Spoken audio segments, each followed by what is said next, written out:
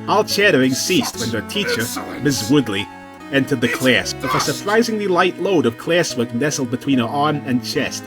"Good morning, class," she began cheerily, setting the folders along her own desk. "Good morning, Miss Woodley," the class responded in unison.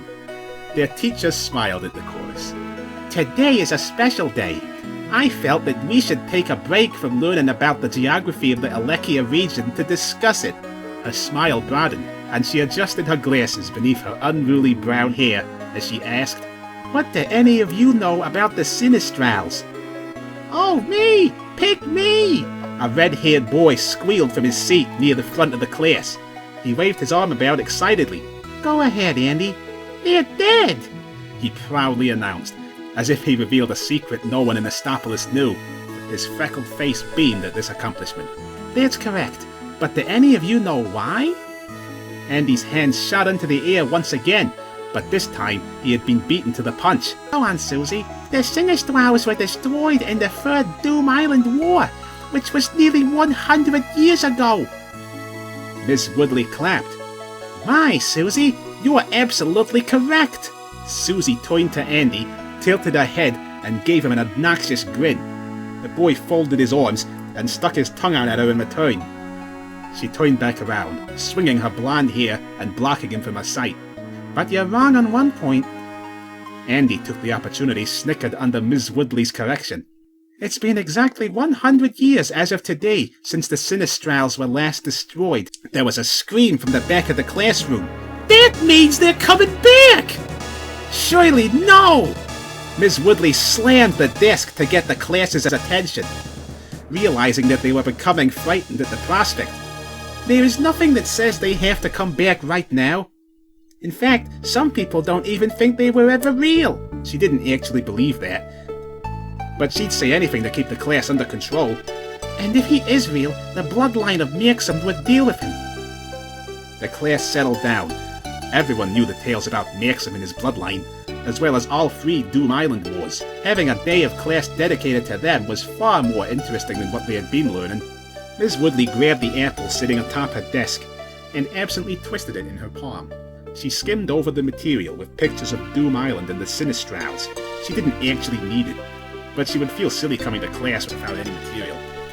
"Now, class, can you name the Sinistral of Destruction?" Miss Woodley only had enough time to turn around and witness the melting chalkboard for herself. The ensuing explosion threw her against a wall, leaving a smoking hole where the board had once been. A man no less than 8 feet tall stepped through the hole. The sunlight creeping through the now ruined wall gave the blue armor covering nearly every inch of his massive body an ominous gleam. Underneath his fiery red mane was the face of an ancient being with a raw, undying, irrational hatred of men. Upon the sight of the schoolchildren, his face curled into a sneer. "Inferior bags, run! I am Goddess, Sinistral of Destruction!" Andy's hand went back into the air. When he wasn't getting the attention he sought, his arm began to wave frantically. He mistook the Sinistral's bewildered gaze as indifference and began swinging his arm around like a windmill. "You, boy with spots on face! Why do you do that?" "You're supposed to call on us when we do that." "I do no such thing. Keep your arms down or I destruct them!" The boy quickly pointed to the crumpled form of the teacher in the corner. "But you killed Miss Woodley, so you're the new teacher." "Fool! Do you not understand? I am the Sinistral of Destruction! I only teach destruction!" Gades balled his fist and put it in clear view of the child. Little Susie was not impressed. "If you're the Sinistral of Destruction, why don't you prove it?" she asked in a sickeningly antagonizing manner. Gades wore a haughty smile. "You know not what you ask. I crush you like glass cockroach on the mountain avalanche!" "Nuh-uh." "Yes, I do!" Gades growled. "I don't think so." "Yes!" Susie folded her arms and shook her head. "Nope." Silence them off! Gady screamed. The children squeaked at the display of his wrath. The Sinistral realized that he had no reason to argue. Only a fraction of his power was needed to turn this obnoxious brat into dust and send the message to the rest of class. He pointed his palm at snooty little Susie, only to discover the horrible truth. He had no power left. This resurrection, like the few before it, left him weakened. He would only regain his power with time. His thirst for destruction led him to be hasty, and he most likely used what little he had to burst through the wall. It was simply too soon. Told you so. Susie announced with a laugh. You're not a Sinistral. Maxim's descendant isn't even here to beat you up. The other kids joined in, pointing and laughing at him. No! Gady shrieked. Never had he had the experience of being the laughingstock of children. Upon accepting reality, the Sinistral's resolve changed. He may not have been able to reduce these children to dust, but he could reduce them to tears. Gady's regained his composure, and that haughty smile returned. These people worship Maxim's bloodline? He would inform them that even the hero and his descendants had come to fear the Sinistral of destruction. Long ago, I ruined your precious Maxim. He was powerless. I destroyed mother towns, and he did nothing. The red-headed aunt, his annoying wife, blonde man with generic name, and strange elf man in bunny outfit cowered before me. They, unlike insolent brats in classroom, understood true power. They understood my power to make them destruct. Susie yawned. What a crock. If you were the real Gades, you would know that Maxim killed you first, before we killed the other Sinistrals. And I'm pretty sure you're using destruct the wrong way. Purely pretentious one! I am evil! Gady screamed, throwing the girl's desk across the room. She flinched, mostly from the downpour of saliva she was subjected to. I have no use for your silly grammar! No!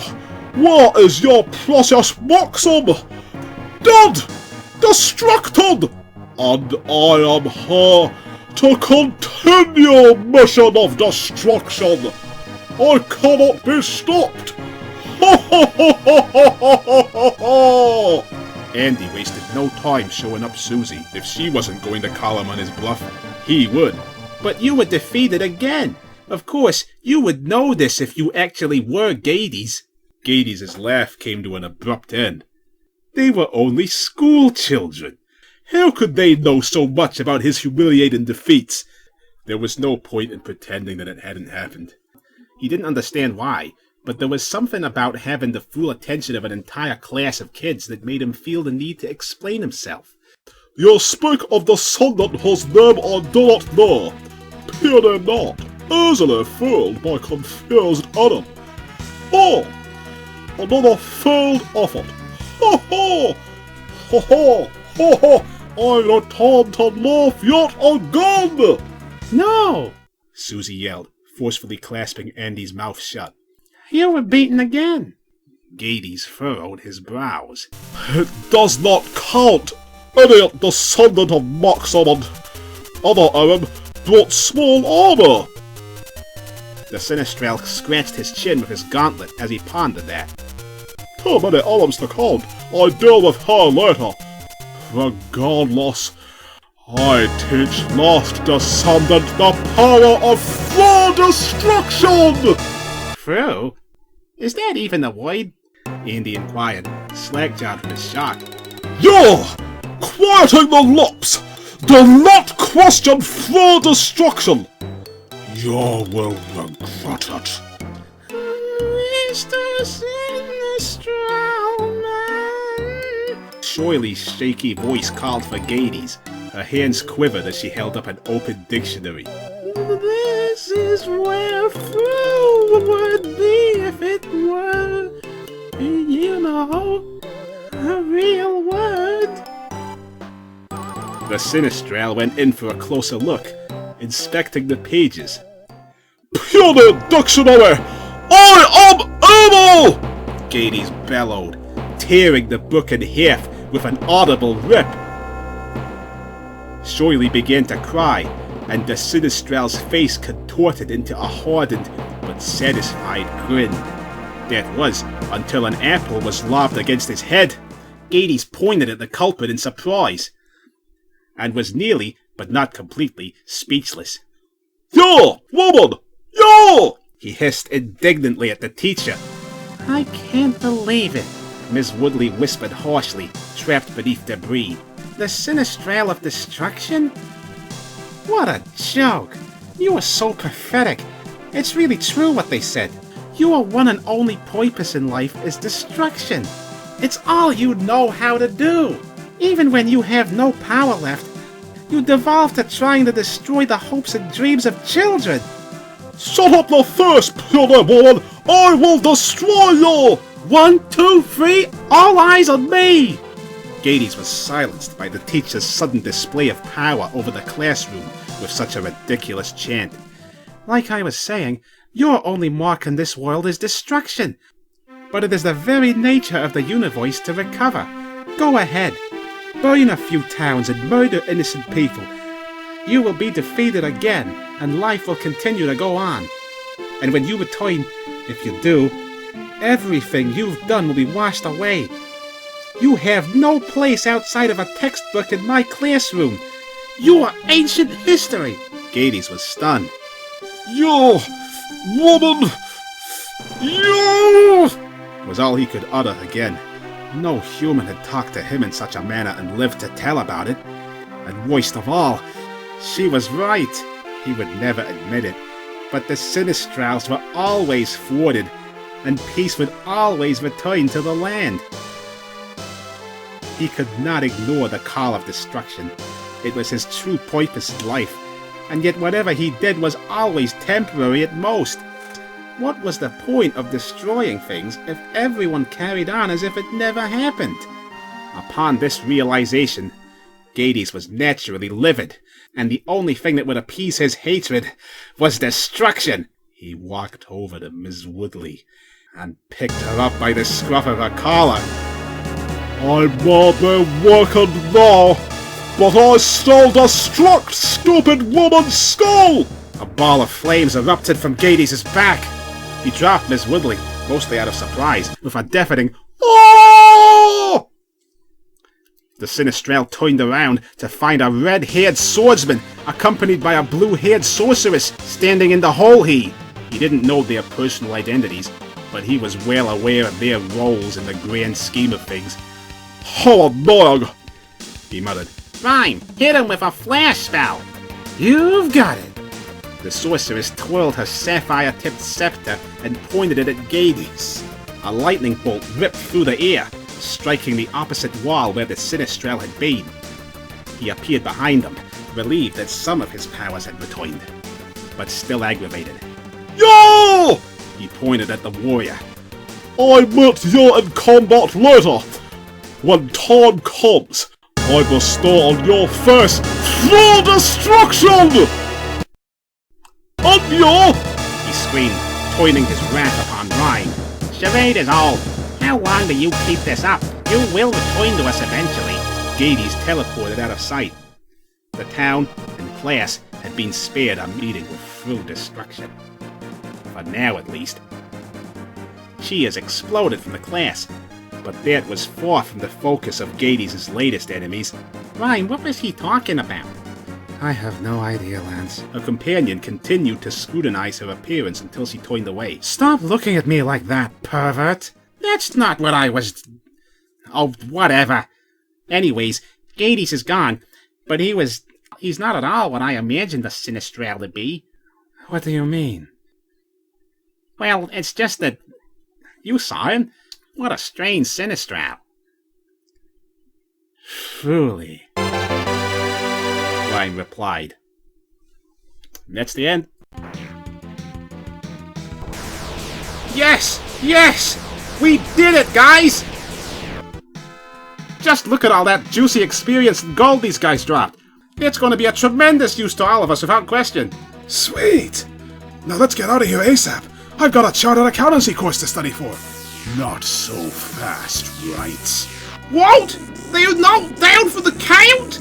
But yet, fools! Salve morals abding morts cannot deft calc kents imp dunces ones! Star it no abyss adden terrible. Quite. We have one sinistrick left up our sinister sleeves. More precisely, we're going to send you to your sinifinestral destination! No items! You fiends! Now, my sinistrals, charge your generic energy beams! War shall bring your pitiful quest to an end, rot! Oh man! What are we gonna do, guys? Only one thing to do. Go to Neon Castle and get... Oh, wait, wrong thing. No, we gotta fight back with our own energy. We can't let them win, everyone! Combine your energies! Go for it!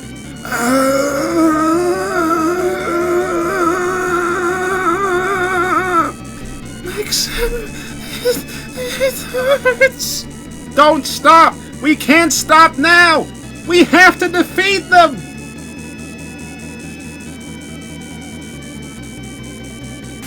Yeah, we did it, Doughblade! Yeah! We did it! Guy, you alright? What a treat, man! But I'm alright. Artie? Yeah, don't worry about me. Where's Selan? Selan!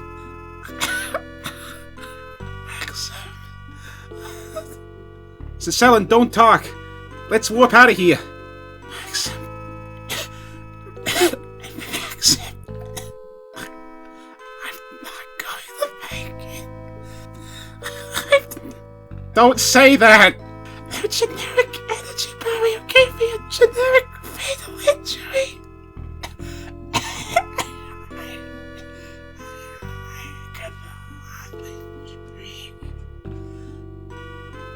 No, Selan, be strong! I don't have enough MP left to cast strong. Why? Why? What? The castle's collapsing! For no adequately explained reason! Oh man! Maxim! Selan! This is bad! I can't warp them out from here! What if we tried jumping out into the chasm, and then you sort of cased it in with like part way across before we fall? No good, Guy! The game doesn't have a jump command! Artea, Guy, warp out without us. I'm not going to leave Selan behind. Maxim, do you understand what you're saying? Yes, I've made my choice.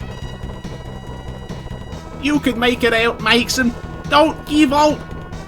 We'll all be back home safe and sound. Selan.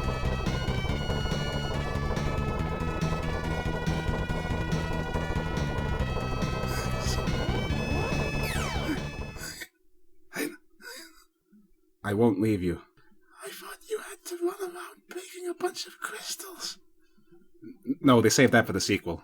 And thus did the darkful battle of Dome Island on the fortress of Dome end, with Maxim and Selan doomed to certain doom. But the left menace was at last, after their many years of spreading the generic evil forces of chaos, terror, death, and destruction, put to an end. Put. The people rejoiced as the property market started to become stable once again. With the collapse of the Sky Island and its accursed castle into the ocean depths, which had dramatically lowered its value since the sea was an undesirable area for real estate.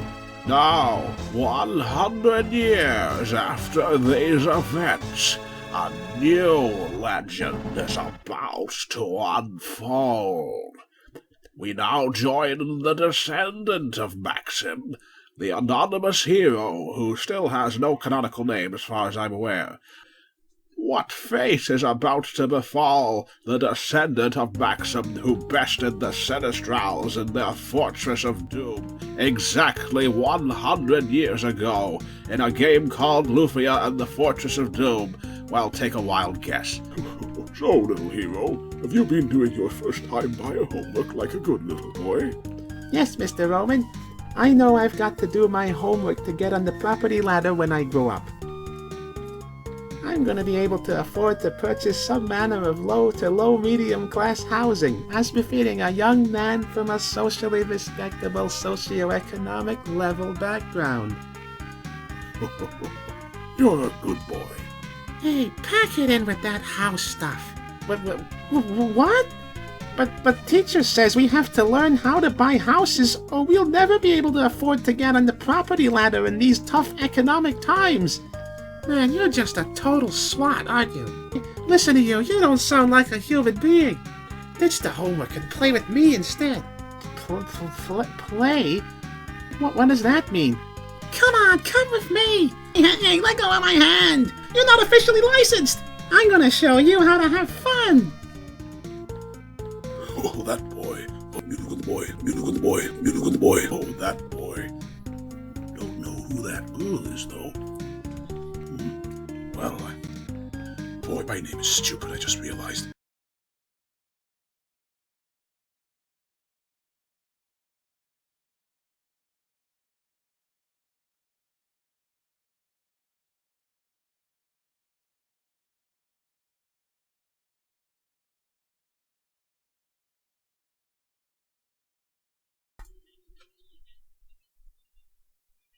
I feel like putting the Naughty Norman sets skateboard scene in this. Oh man, as long as it's on YouTube, it better be. Worry about that later. Back to this. Right, what are these Berk's voices going to be? Dios. Prophetic worms. Prophetic worms.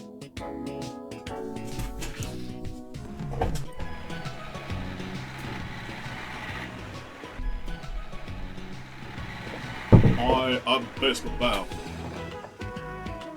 Either that, or, either that, or they handed over the, either that, or they go railway to make all these videos.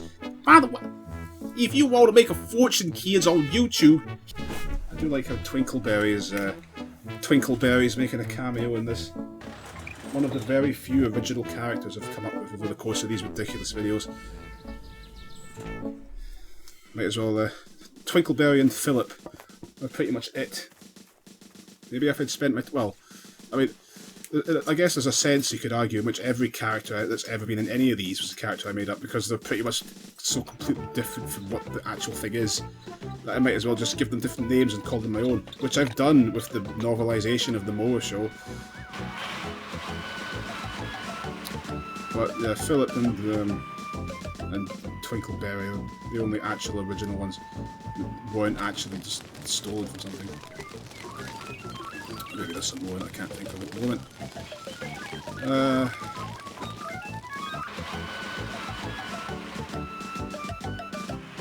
Well, I guess there's Jenkins. Anyway, okay. Okay, now then. Where are we?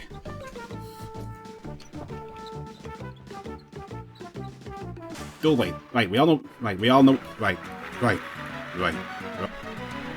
Dullblade.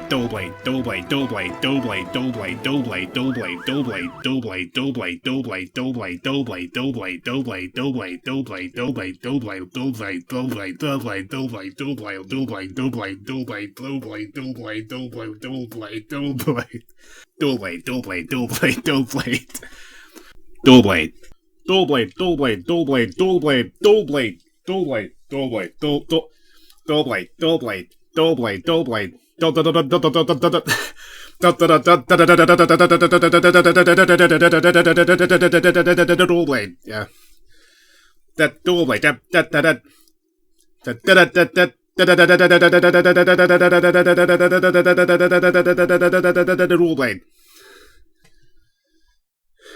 Yeah, okay, that's enough of that. Enough tomfoolery. Oh, well, it's gone to the songs, right? Maxim, Cannon, Artea, Escape. Oh, I forgot about that. Oh dear. Right, McJeffrey, okay. We came here to finish. Oh wait. We came here to finish. We came here to finish what? We came here to finish what? We came here. That I found when we were leveling up on all those red jellies for 70 hours. That I found when we were leveling up on all those red jellies for 70 hours. What on earth are you doing? We are the basement bombs. I can't wait to see all the comments for this. Not that I'm going to read the comments, I don't read anything, but I believe that Sinistrals is probably, well, I think Sinistrals is the canon way to pronounce them, but I pronounce everything the way that I always imagined them being pronounced. And the little Scottish Mr. X thought of them as Sinistrals. Yeah, that's right, with a stral like that. Not Sinistrals, or Sinistrals. I don't remember what H.C. Bailey called them.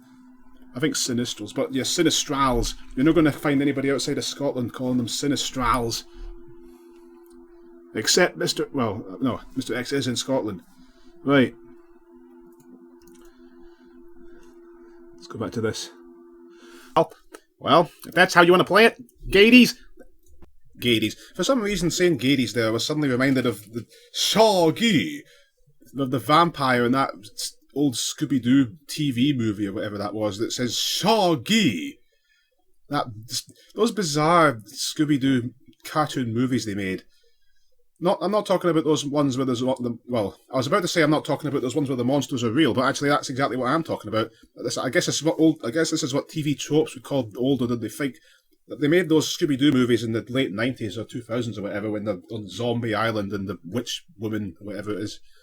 But no, they made ones in the 70s or the 80s, which also were about real monsters. And there was one where Shaggy had a girlfriend, first of all, and Shaggy himself turned into a werewolf for some reason, and so therefore Dracula decided to challenge him to a go-kart race with all the other stock monsters. I'm not making this up. You think this is a joke? It's not. I can't blame you for thinking that I'm just having a stupid laugh here, but this is real. And Dracula goes, Shaggy, whenever he's talking about it. No, so I think Dracula basically turns into Dick Dastardly, if memory serves, and tries to just spends the whole race trying to stop Shaggy from winning. What a ridiculous... I'd like to see that again, because holy smokes, now that I'm saying it to myself, I'm realising just how ridiculous it was. I think, what was it called? I don't know what it was called. Something about the werewolf, I think. I don't know. Yeah, these things are older than they think. Just like how the ghosts being real is also older than they think. Like I've said before on some RPG Maker video, Romancing Walker, episode 1 specifically. Yeah, I've got all these things on the back of my head. In the one with Colonel Sanders on the island, at the very end of the episode, the ghost quite clearly possesses a bone and floats it over to Scooby. And there's no hint whatsoever that wasn't genuine, so I'm counting that. That's a real ghost right there. Maybe it was the ghost of Colonel Sanders. Okay. I can't stop talking about Scooby-Doo, can I? So what about those live-action movies, then? I went to the cinema to see the first one with Rob, actually. And, well, I mean, I didn't have a problem with it. I think it's quite reviled. It's certainly not, well, I mean, looking back now, yeah, it's very much not really kind of a Scooby-Doo movie. Actually, you know what it is? It's that thing that some person said somewhere. What was it? Some critic or other said this. Where... Oh, no, it was Mark Kermode reviewing Postman Pat the movie, that's it. Aye, that's... Yeah. Which is the only review of his I've ever watched, naturally. Well... Postman Pat the movie, he observed that it suffers from the problem that a very common thing with movie adaptations of beloved series, where because they want to make the movie epic and interesting, they essentially put it in a setting or give it a plot or something that is just completely out of place for the series itself. And they essentially strip the movie of everything that made people love the series in the first place. So in the case of Postman Pat, instead of being a movie length version of a movie length animated sequence of Postman Pat going about finding lost rings up trees, and we're spending the 1.5 hours just saying the word rotten over and over again. They decided to take the logical step of having a X Factor parody in which Postman Pat enters and discovers he's a fantastic singer, leading to him heading to London and becoming a superstar. Meanwhile, his home village is getting overrun by evil Postman Pat robots with red glowing eyes, and a robot Jess that fires laser beams from his eyes. And as has been observed, I don't know if Mark Wood mentioned it, but has been observed elsewhere, highly questionable content for a movie for 3-year-old children. I'm sure that led to some tears. I don't know what they were thinking, but I'm glad that movie exists because it's so absolutely ridiculous. So the Scooby movie was the same thing. They started it off with what I've read is apparently a commonly appearing thing in such things as movies based on beloved series involving groups of people, where the famous team is fallen out and split up at the start. Apparently that's a very common way to approach a movie version of something like this. So I thought I was saying something original at the time, being the ignorant little so-and-so that I am. Although, you know what, there's a sequence in the cave which that movie ripped off. And it ripped it off by having never read The Cave, of course, but still, I was pleased to see that. I came up with that idea first. It's the bit, well, I'm not going to spoil it. Man, that's one of the most climactic scenes in the book. At least it would be in the, well, no. Dollblade.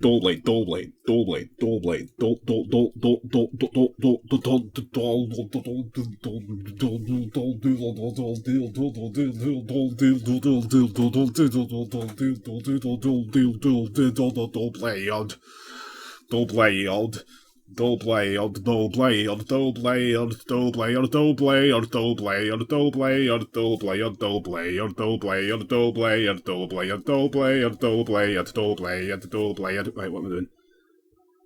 Duckworth. No, wrong script. Got 6 of these open. Wait, 7. Ocarina of Time, Cupcakes to the Entei, Cakes Tinted in Tibet. Alright, where are we?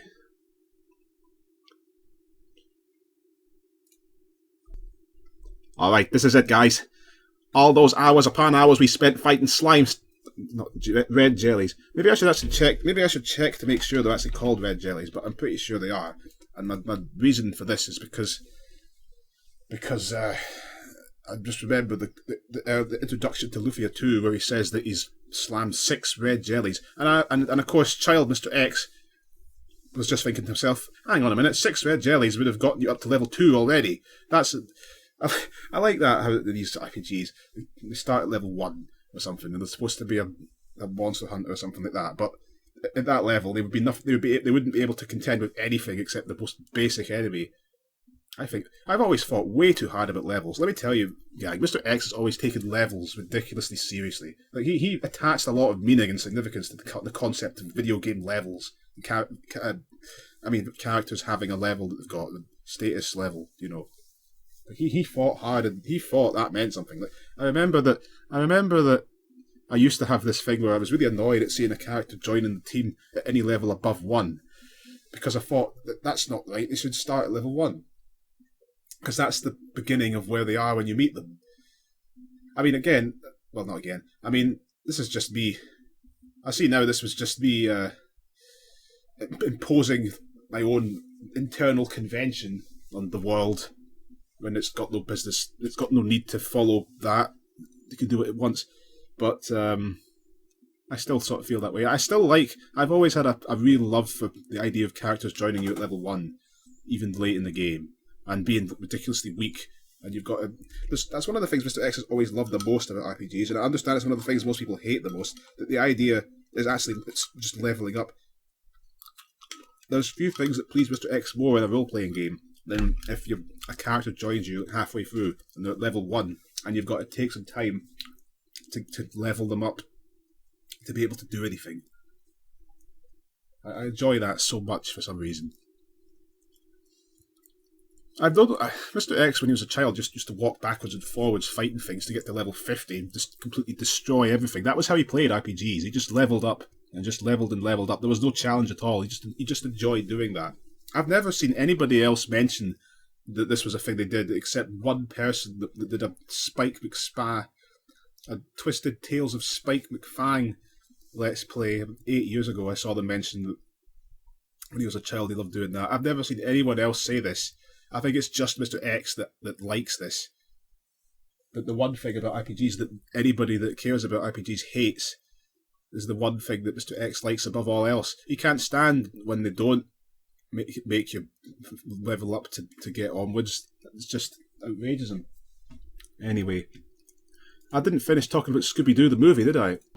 So the Scooby-Doo movie.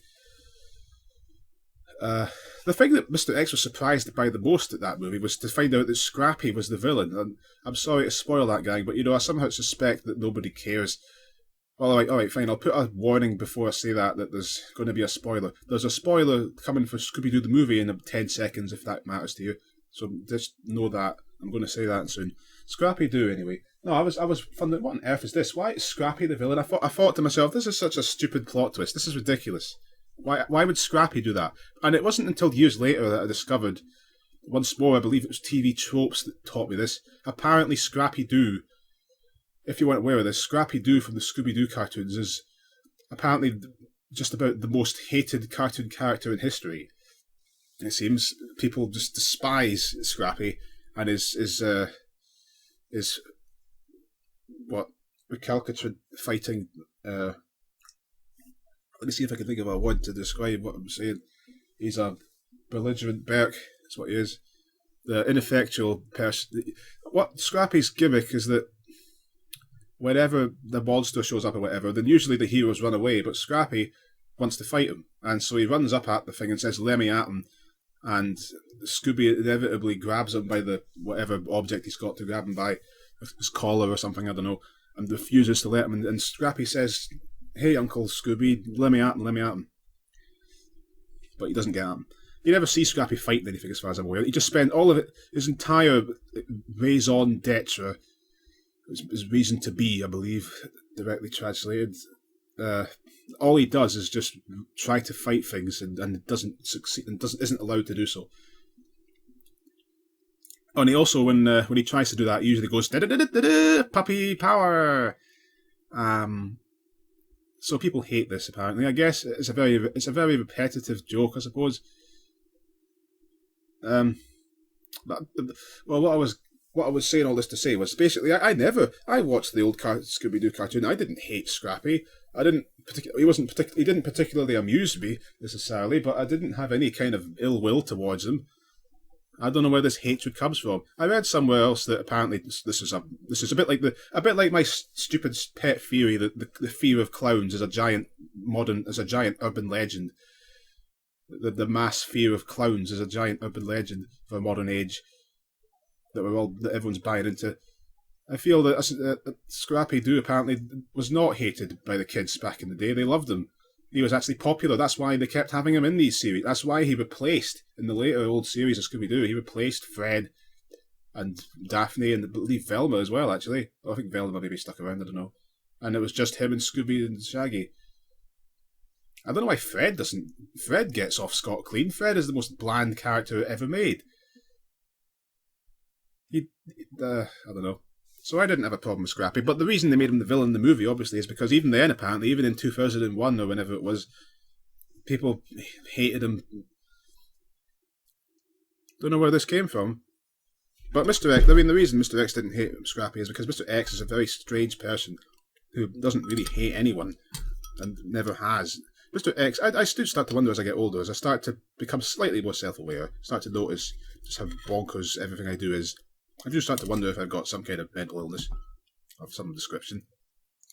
Certainly something highly odd about my brain that led me to do such things as I've done all my life. Well, I'm probably not going to get my answers from Scooby-Doo the movie.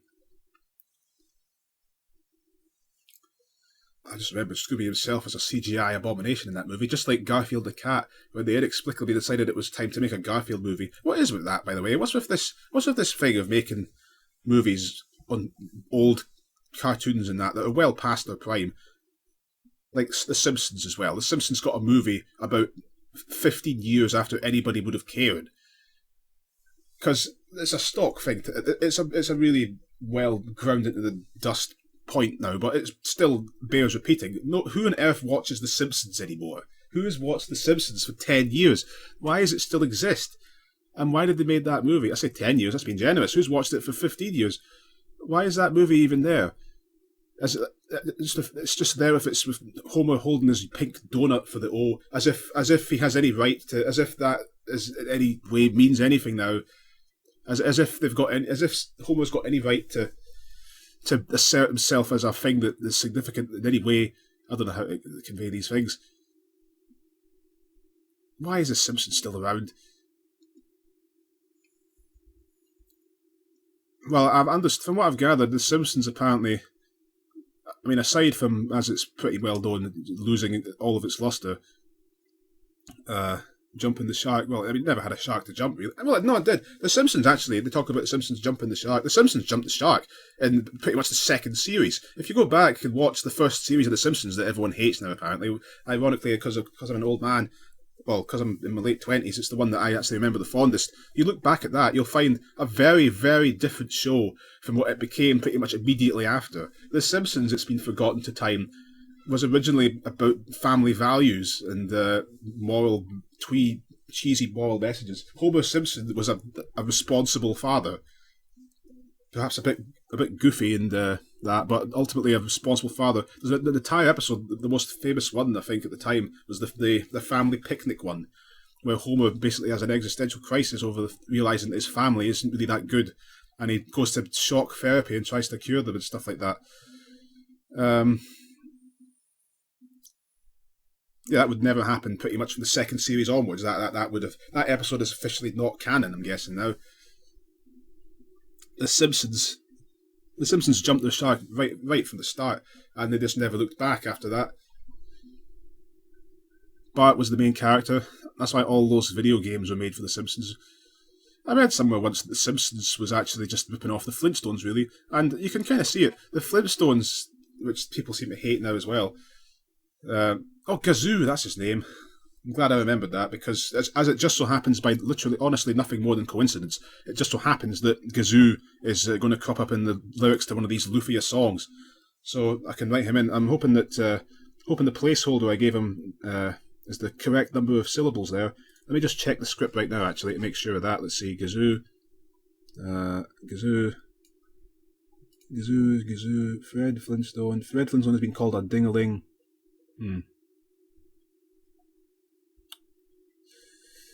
I don't know. Maybe not. Maybe it doesn't matter.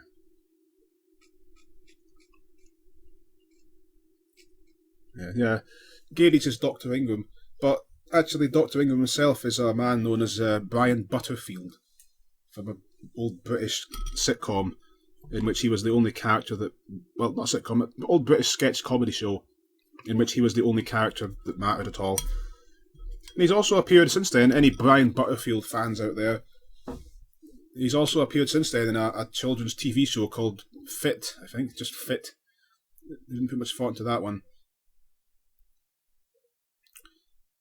Where he's carrying on his usual antics. Honestly, very well. Very good, I've got to say. I do appreciate when adults and children's TV shows actually put effort into being funny and not pandering down to kids. You know, if there's one thing I can't stand on children's TV shows, live-action children's programs especially I'm thinking of, the adults always overact to high heaven in a really cheesy and just insulting way. That they're just talking down to kids the whole time. Of course, this is naturally not something I'm thinking now. This is something I thought when I was a child too. It's like, I wonder if it's that, do all children have these feelings, or is it just Mr. X?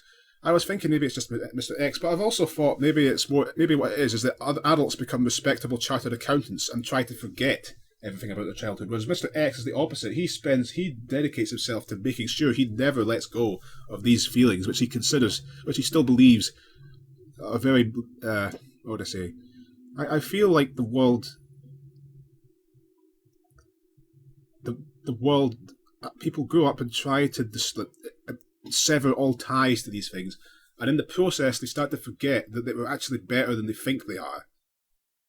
I'm not sure how to express these things. Adults grow up and think, oh, children, idiots, stupid, foolishness, what's this, G.I. Joe or whatever.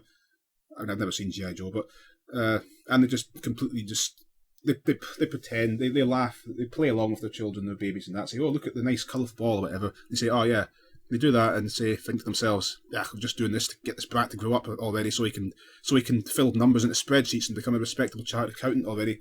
But Mr. X remembers that kids are far smarter than adults think they are, and honestly smarter than adults themselves are in some ways. Children have vastly more intelligence than adults because they're actually willing to question things and not just adhere to meaningless conventions by which Mr. X is surrounded on a constant basis in his adult life and expected to kowtow to them.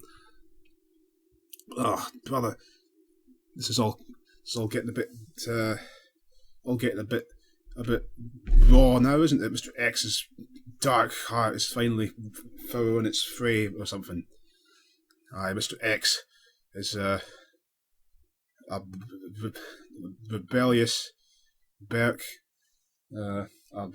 And if this was 1960s America, he'd probably get called up for the Salem witch trials remake and burnt at the firing squad or whatever they did back then. When America was afraid of communism. Well, I'm guessing they still are. Wait, I don't know. Anyway, well, it's not as much of a world stage thing anymore. It's not like it's not as if, like in the old days, the Olympics and that are suddenly becoming political tools where Russia and America are flexing each other's biceps at each other to demonstrate that capitalism or communism is clearly the superior global social stratification system, the superior mechanism of governance, as evidenced by some person from one of the two countries being able to run more quickly than the other one. That's definitely a sound conclusion there. If Ivan Drago smashes Rocky's face hard enough, then there you go. Karl Marx was right. Aye, sound logic there. I think I'm eating a biscuit that was in a bowl with a spoon. Everything I eat when I'm talking on these things is just stupid.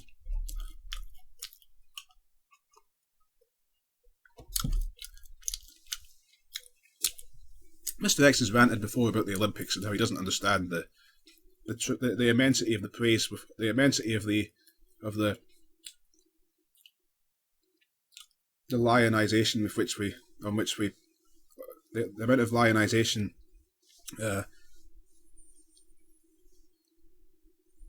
the amount of lionization athletes towards which we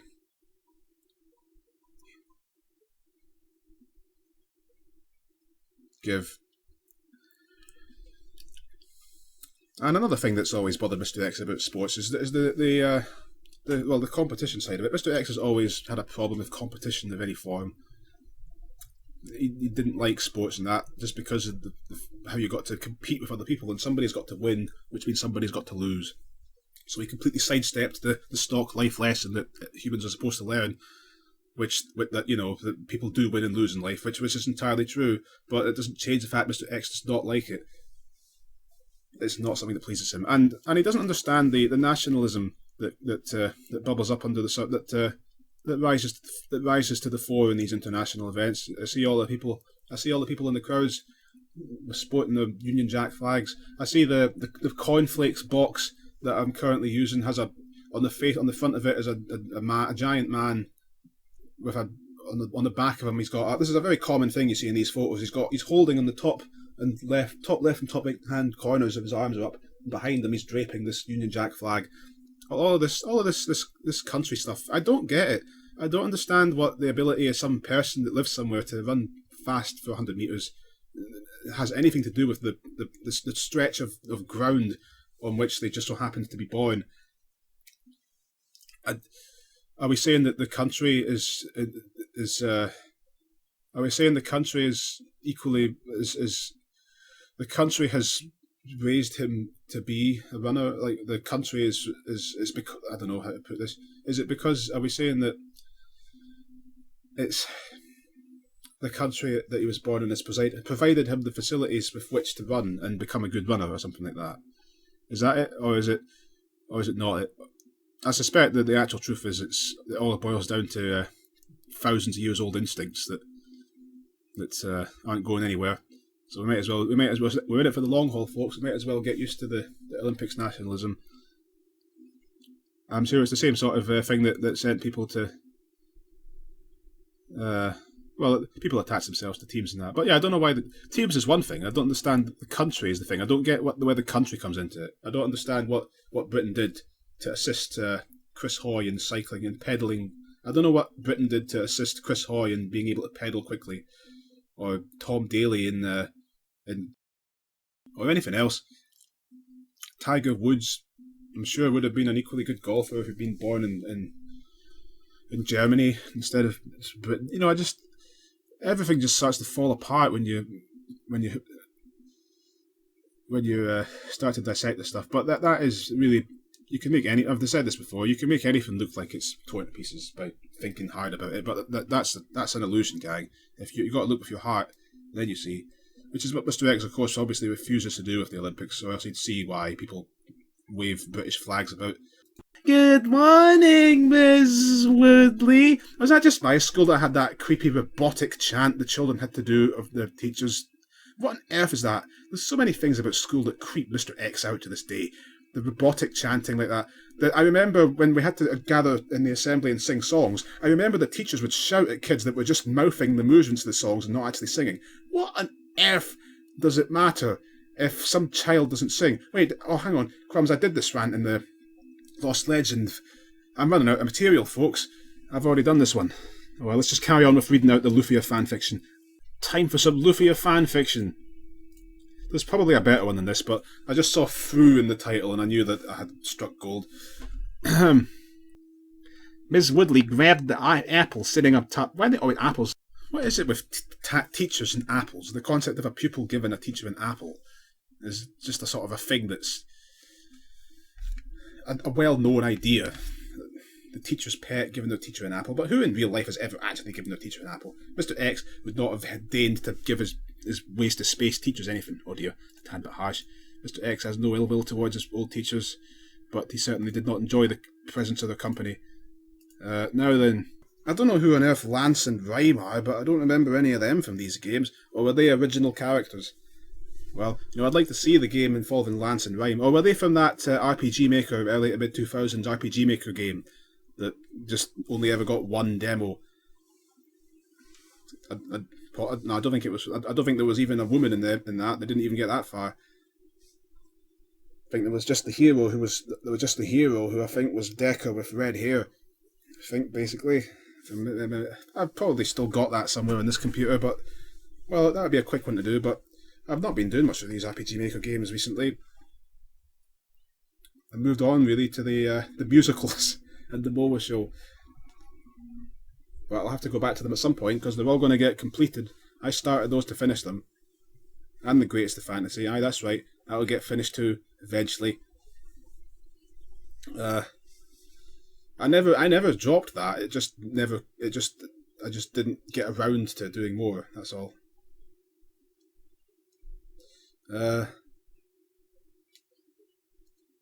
We've never dropped anything. And the Zelda movie. Yeah, we've not forgotten. It's all on the cards at some point. Anyway. What am I? Aye, so... No, what would Lance and Rhyme be from? I never did... Well, I bought the remake they made of the second game. But I've only played part of it, never finished it. Maybe Lance and Rhyme show up there. Or if they made another Lufia game. I don't keep up with things. Maybe they've made another one for all I know.